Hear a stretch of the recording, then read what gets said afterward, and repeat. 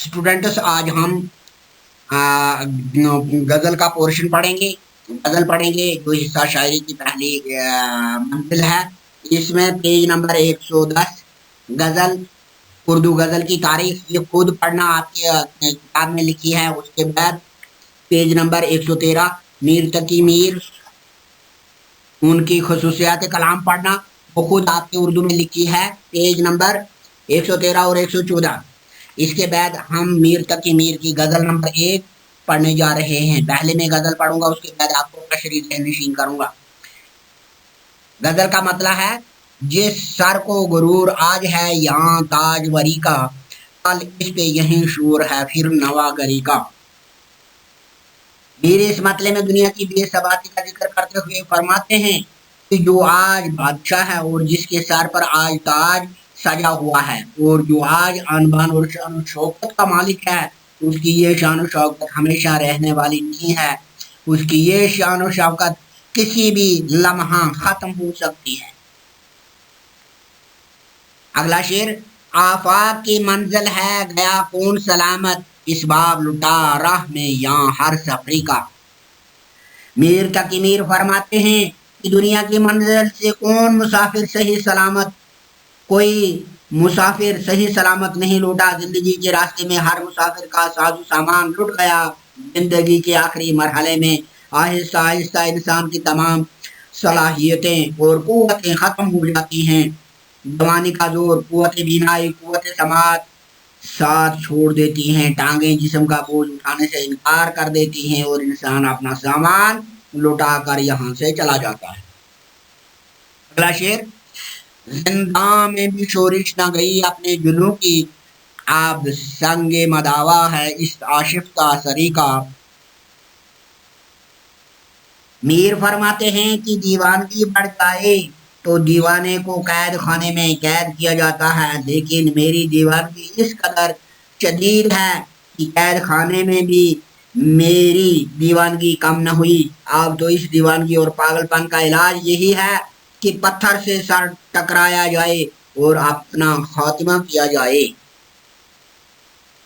अगला शेर, हर जख्मे जिगर दावरे महशर से हमारा, इंसाफ तलब है तेरी बेदात गरी का।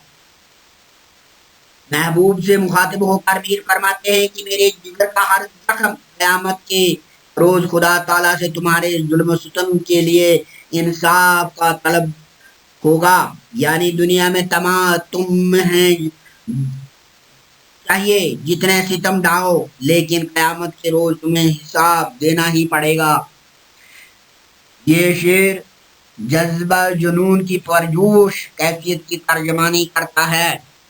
इस तरह अगला शेर, आपने तो जहां आंख लड़ी फिर वहीं देखो, आईने को पलका है परेशान नजरी का।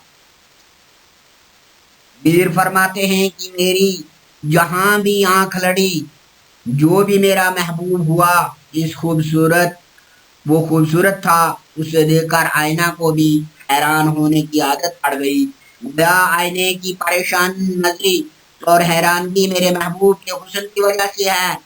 मुराद ये कि मेरा महबूब बेहद खूबसूरत है, जिसके हुस्न को देखकर आईना भी परेशान।